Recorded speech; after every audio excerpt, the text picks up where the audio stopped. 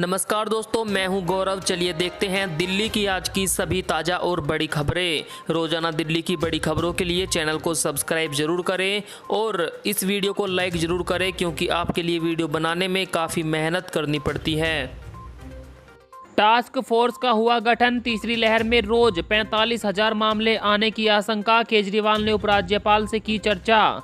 दिल्ली में कोरोना की तीसरी लहर में 45,000 केस प्रतिदिन आने की संभावना है। सरकार इसी के आधार पर तैयारियां कर रही है। इसके लिए राज्य स्तरीय टास्क फोर्स, स्वास्थ्य कर्मियों की संख्या में इजाफा करने के साथ ही बच्चों के इलाज के लिए बाल चिकित्सा टास्क फोर्स का भी गठन किया गया।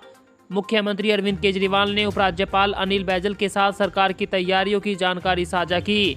अरविंद केजरीवाल ने कहा कि कोरोना की संभावित तीसरी लहर की सबसे खराब स्थिति और सामान्य स्थिति के आधार पर बेड प्रबंधन समेत अन्य तैयारियां की जा रही है। विशेषज्ञों का आकलन है कि अगर कोरोना की तीसरी लहर आती है तो दिल्ली में सामान्य स्थिति के दौरान करीब 37,000 केस प्रतिदिन आ सकते हैं, जबकि इसका प्रकोप बहुत ज़्यादा होता है तो करीब 45,000 मरीज रोजाना देखने को मिलेंगे। और दिल्ली में बीते 24 घंटों के दौरान कोरोना की स्थिति पर डालते हैं एक नज़र। दिल्ली में कोरोना के दैनिक मामलों में लगातार गिरावट जारी है, साथ ही मौत का आंकड़ा भी घट रहा है। कोरोना के 165 नए मामले बीते 24 घंटों के दौरान देखे गए, वहीं 14 मरीजों की मौत हुई। स्वास्थ्य विभाग के मुताबिक पिछले 24 घंटों में लगभग 260 मरीजों को छुट्टी दी गई। दिल्ली में अब तक 14,32,033 संक्रमित मिल चुके हैं। इनमें से 14,04,688 स्वस्थ हो चुके हैं। अभी तक दिल्ली में 24,900 लोगों ने दम तोड़ दिया है। वहीं आपको बता दें 2,445 मरीज अभी दिल्ली में मौजूद है। दिल्ली हाईकोर्ट ने कहा, बाजारों में नहीं हो रहा कोविड नियमों का पालन, हम तीसरी लहर को न्योता नहीं दे सकते। हाईकोर्ट ने राजधानी के बाजारों में कोरोना नियमों के उल्लंघन पर संज्ञान लेते हुए चिंता जाहिर की। हाईकोर्ट ने कहा कि ऐसी लापरवाही के कारण तीसरी लहर बेहद जल्द आएगी। ऐसे में ऐसी लापरवाही की अनुमति नहीं दी जा सकती। हाईकोर्ट ने कहा कि अगर इस तरह का व्यवहार जारी रहता है तो हम सब बड़ी मुसीबत में होंगे। अगर ऐसा होता है तो इस पर हमारी मदद करें। हाईकोर्ट ने केंद्र व दिल्ली सरकार को कड़े कदम उठाने, दुकानदारों को जागरूक करने और मार्केट एवं वेंडर एसोसिएशनों के साथ बैठक करने के लिए कहा। न्यायमूर्ति नवीन चावला व न्यायमूर्ति आशा मेनन की अवकाशकालीन खंडपीठ ने एक हाईकोर्ट जज को व्हाट्सएप पर एम्स के डॉक्टरों द्वारा भेजे गए कुछ फोटोग्राफों पर गौर किया। इनमें बाजार में वेंडर कोरोना नियमों का उल्लंघन करते दिखे, जिसके बाद हाईकोर्ट ने ये आदेश दिए। गृह मंत्रालय ने किया राज्यों को अलर्ट, भयावह हो सकती है तीसरी लहर। कोरोना की रफ्तार कम होते ही कई राज्यों में कर्फ्यू की पाबंदियां नियमों के साथ हटा ली गई। इस छूट के बाद देश भर के राज्यों में जो माहौल है उससे गृह मंत्रालय की चिंता बढ़ गई है। गृह मंत्रालय और स्वास्थ्य विभाग के अधिकारियों के बीच हुई एक बैठक में सभी राज्यों को कोविड प्रोटोकॉल का पूरा पालन करने को कहा गया है। मंत्रालय ने कहा कि अगर हालात लापरवाही भरे रहे तो तीसरी लहर बहुत भयानक हो सकती है।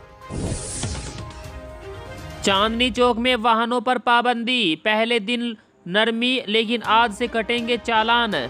चांदनी चौक के रीडेवलपमेंट प्रोजेक्ट के तहत लागू किए गए नए ट्रैफिक मैनेजमेंट प्लान के पहले दिन यातायात पुलिस उल्लंघन करने वाले लोगों के खिलाफ कार्रवाई करने के बजाय समझाने में लगी रही। यातायात पुलिस यहां उल्लंघन करने वाले लोगों को समझाइश दे रही है और कह रही है कि आज तो तुम्हें समझा रहे हैं, लेकिन कल से चालान काटा जाएगा।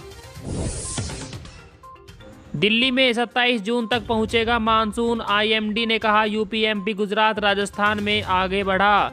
आईएमडी ने बताया कि दिल्ली को मानसून की बौछारों के लिए अभी इंतजार करना होगा। मानसूनी हवाओं के 27 जून तक राष्ट्रीय राजधानी दिल्ली पहुंचने का अनुमान है।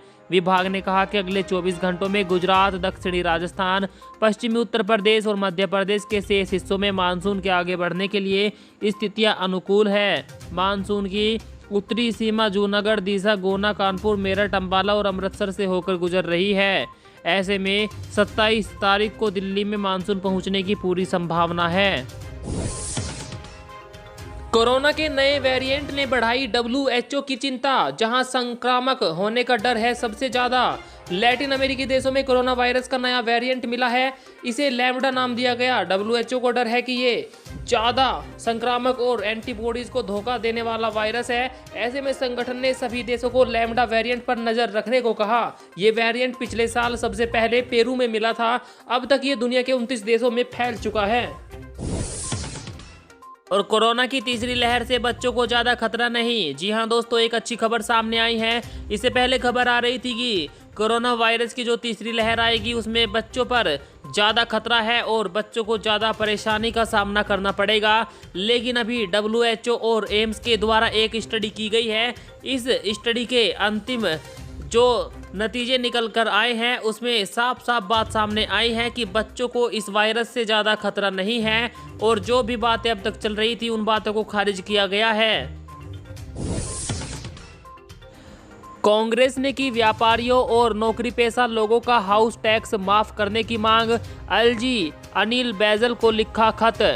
पूर्व नेता सदन दिल्ली नगर निगम व पूर्व प्रदेश कांग्रेस प्रवक्ता जितेंद्र कोचर जीतू ने उपराज्यपाल अनिल बैजल को पत्र लिखकर गुहार लगाई है कि कोरोना के कारण दिल्ली में व्यापारियों और नौकरी पेशा लोगों की हालत बहुत ही पतली हो चुकी है। ऐसे उपराज्यपाल महोदय से गुजारिश है कि वो दिल्ली वासियों से दिल्ली नगर निगम द्वारा जो हाउस टैक्स लिया जाता है उसको माफ़ कर दिया जाए।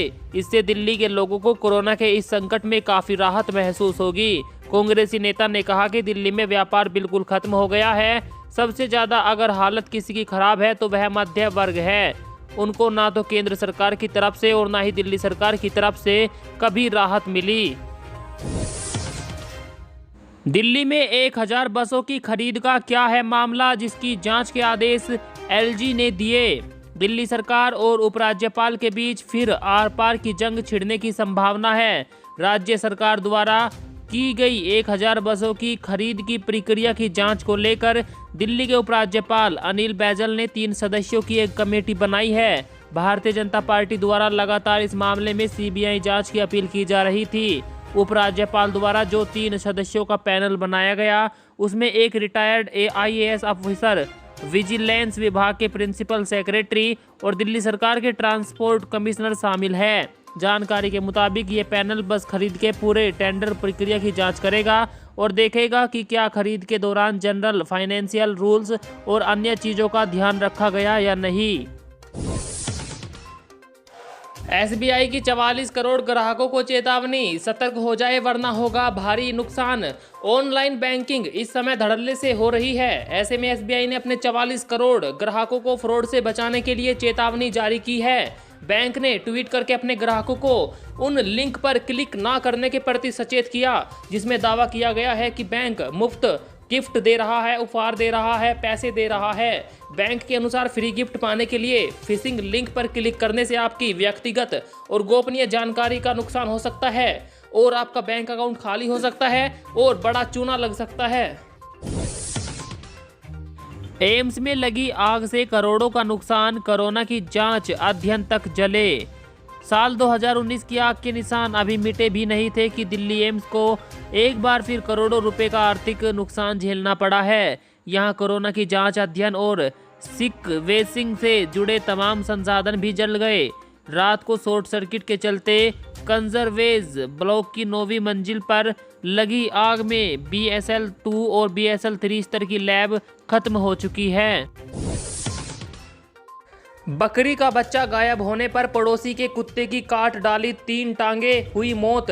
रैणी कस्बे में जानवर के साथ क्रूरता की भयावह करने वाली तस्वीर सामने आई। यहां बकरी का बच्चा गायब होने पर आरोपियों ने पड़ोसी के कुत्ते की 3 टांग कुल्हाड़ी से काट दी जिससे उसकी मौत हो गई। पुलिस ने इस मामले में एक ही परिवार के 4 लोगों पर मामला दर्ज कर लिया है। पुलिस अधिकारी ने बताया कि आरोपियों को अंदेशा था कि मेमने को यही कुत्ते ले गया था जबकि उसे दूसरा कुत्ता ले गया था। डोनाल्ड ट्रंप बोले, भारत ने कोविड-19 से तबाही झेली है, चीन को देना होगा हर्जाना। अमेरिका के पूर्व राष्ट्रपति डोनाल्ड ट्रंप ने वैश्विक महामारी कोरोना को लेकर एक बार फिर चीन को निशाने पर लिया है। ट्रंप ने कहा, भारत ने कोरोना से तबाही झेली है, इस वैश्विक महामारी के लिए चीन जिम्मेदार है और उसे दुनिया को हर्जाना देना होगा। उन्होंने अमेरिका के लिए $10 खरब डॉलर हर्जाने की मांग की। साथ ही कहा, भारत मौजूदा वक्त में सबसे खराब सार्वजनिक स्वास्थ्य संकट का सामना कर रहा है। 60 फीट के ऊंचे टावर पर चढ़ गया युवक, काफी मशक्कत के बाद दमकल कर्मियों ने उतारा नीचे। साकेत इलाके के पुष्प विहार में एक युवक 60 फीट ऊंचे मोबाइल टावर पर चढ़ गया। युवक को टावर पर चढ़ते ही वहां लोगों की भीड़ जमा हो गई। 1 घंटे की मशक्कत के बाद युवक को हाइड्रोलिक क्रेन की मदद से नीचे उतारा गया। उस समय युवक शराब के नशे में था। पुलिस उसे मेडिकल के लिए अस्पताल ले गई।